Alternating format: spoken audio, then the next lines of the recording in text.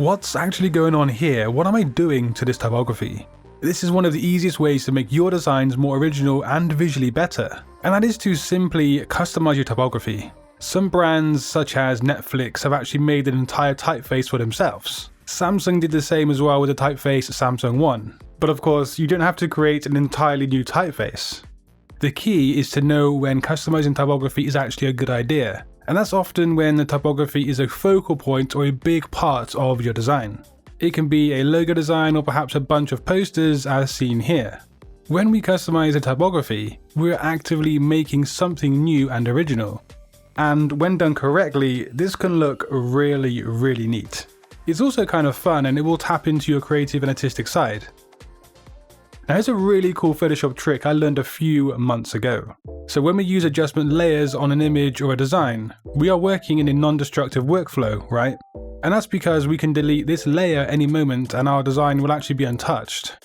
However, the changes we make on this layer, in this instance the levels, can sometimes look too harsh or just not natural and organic for our image. Instead, once you've made the layer, head up to Image and then Apply Image. I tend to keep the blend mode to normal and I use these settings here. Now our adjustment layer looks different as you can see here, and when we make changes now, those alterations will blend into our image a lot smoother and it won't be as jarring or as drastic. This works with any kind of adjustment layer in Photoshop, and it's something that you probably should start using in your workflows in the right situation. And speaking of design workflows, check out this awesome tool for organizing your concepts and your work in a visually neat manner. These days, it's not enough to simply send your client a design on a white background and just hope for the best. That's not going to cut the mustard in 2023. Instead, to keep ahead and to actually look competent in the eyes of your clients, something like walling can add that extra professional touch by showing your project deliverables on beautifully designed walls. You can also use walling to organize your creative ideas, make some useful notes, and carry out a design process like a boss. We're designers, we're creatives, and so we can sometimes be pretty stubborn when it comes to our creative choices, and I do get it because yeah, I'm the same. So it makes me smile to know that we can actually customize our walls with walling. We can do things like add a logo to the wall or maybe even a relevant color scheme. This is really effective if you're working for a brand as an example.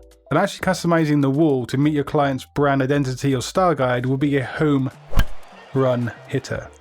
Walling is also highly collaborative, so we can actually invite other team members onto our walls. And there they can do things like add comments and even something like vote on ideas. Things just got a bit political up in here, jeez.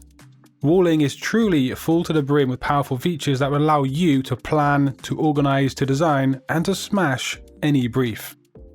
Simply head over to walling.app and create a free account right now. You can then start organizing your design workflows in beautiful walls right away.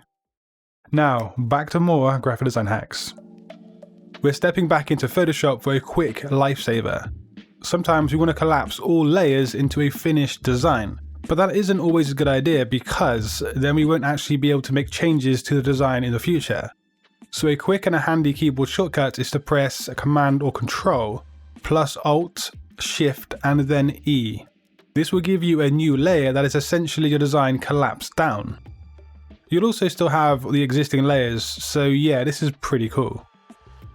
I'm sure you've asked yourself before as a designer, how are trends relevant or how are they even original to a designer? Well, this next tip is actually going to address that question. One really neat way to make better designs is to take a design trend and then apply it to your work in an original way. For example here, the designer of the CBD product has used the folk botanical trend, but in a kind of line art style with a holographic foil finish. The trend itself isn't so novel or original, but the way it's been used, the application, now that is something pretty original.